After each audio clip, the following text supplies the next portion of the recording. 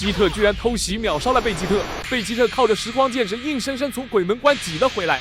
希特本能的拉开距离，贝吉特笑嘻嘻的开口：“ヒット、友達じゃないにしても敵同士にはならないと思ってたぞ。”希特眼神冰冷：“俺たちの仕事に友達など存在しない。依頼人と氷河期だけだ。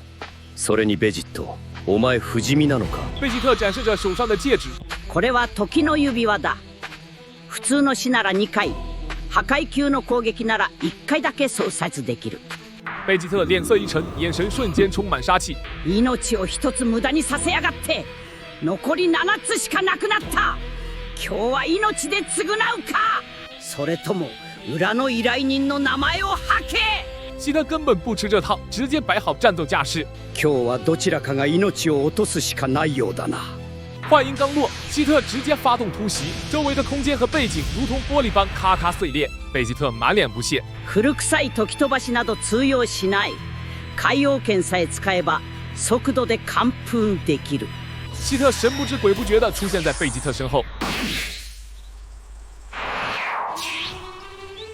これは時飛ばしじゃないぜ、ベジット。贝吉特大惊失色，还没来得及转头，就被希特一脚狠狠踹在背上，紧接着在半空中又吃了一记重拳，整个人如同炮弹般砸向地面，脸搓着地滑出去老远。希特优雅落地。速ジャン、今回は速度で俺を超えることはできない。技の名前はどれもこれもダサいな。贝吉特骂骂咧咧地爬起来，他拍掉身上的灰尘，心疼起自己刚买的新衣服。魔眼があれば平常時でも魔眼双極の力を一部引き出せる。見事な手品だが時を操れるのはお前だけじゃないと覚えておけ。贝吉特话音刚落，希特身旁猛然撕裂开一个时光传送门，贝吉特从门中杀出，反手一拳直捣希特面门。一拳打飞希特后，贝吉特冷笑起来：“時空ジャンプはどうした？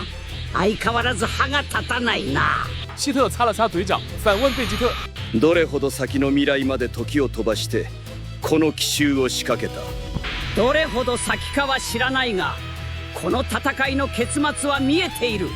お前の負けだだ！”就在希特还在脑内飞速计算时光戒指的威力时，脚下又开了一道传送门。贝吉特抓住他愣神的機会，一记升龙拳将这位第一杀手直接揍飞，重重的砸在地上，半天爬不起来。贝吉特嘲讽拉满：“この程度で宇宙一の暗殺者を名乗るなんて素人同然だ。”不过贝吉特开始向希特打听他的暗杀术能不能用来对付大神官。希特趴在地上沉默了片刻，突然笑了，他的身体开始闪烁卡顿，最后凭空消失。なんだこれ？分身か？気が完全に消えているぞ。真正的希特站在远处高耸的树顶上，双手抱胸，居高临下的俯视着贝吉特。この年になって五感が衰えるとは残念だな。神を殺す者よ。而在贝吉特的周围，赫然站着5个气息、实体完全一致的希特。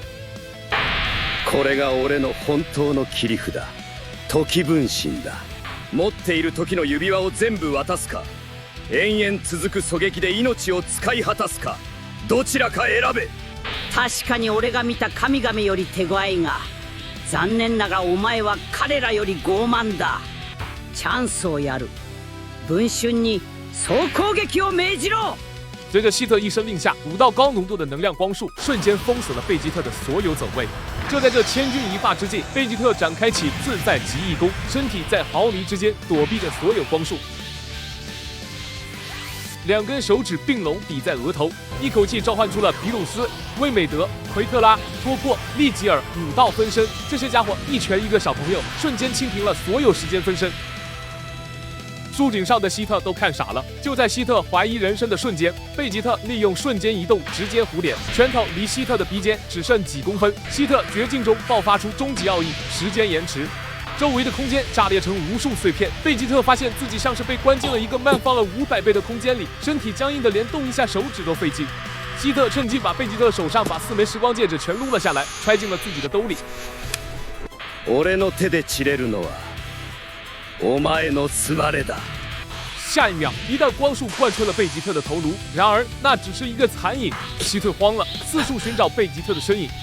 瞬间一记手刀狠狠劈在希特的脖子上，将他砸向地面。魔眼形态贝吉特登场，周身缠绕着标志性的黑色闪电。時空が500倍遅くなっていたはずなのに、どうして自由に動ける？贝吉特一脚踩在希特脑袋上。500倍に減速させたのは事実だが、自身の速度を1000倍まで引き上げられる俺にとって、次は時空減速を5000倍にしてから挑め。贝吉特拿回了自己的戒指，看着失去意识的希特，心里生出了一丝惜才之意。他弹出一枚只剩最后一条命的戒指，准确地落在了希特的胸口。悪くない戦いだ。最後の一命をやろう。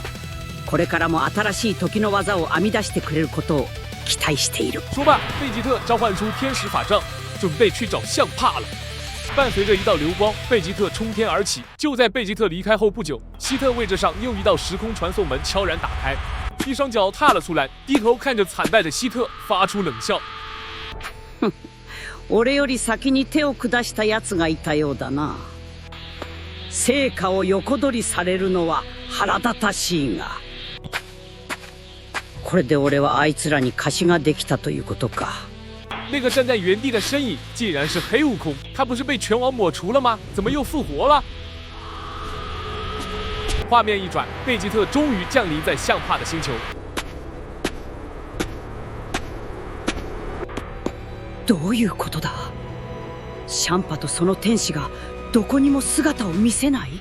直到他抬头，远远地看到了力量金字塔，贝吉特冷笑一声：“ピラミッドに囲って修行すれば俺に勝てると思っているのか？ビルスが40年閉じこもっても俺に軽く圧倒されただけだ。シャンパごときにどこにそんな自信がある？”起初，贝吉特还盘算着要不要直接一发气功波把金字塔连锅端了，但转念一想，相帕的能量不能浪费，自己正好趁机歇一会儿。说完，贝吉特盘腿一坐，直接秒睡。几个小时后，金字塔厚重的大门终于开启。贝吉特猛然睁眼，锁定了对方的气息。等他看清来人是加贝、卡利夫拉和凯尔时，他有点失望。卡利夫拉单手叉腰。どうした？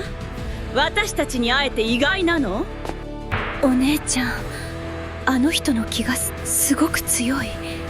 本当にあの人なの？贝吉特缓缓站起身来。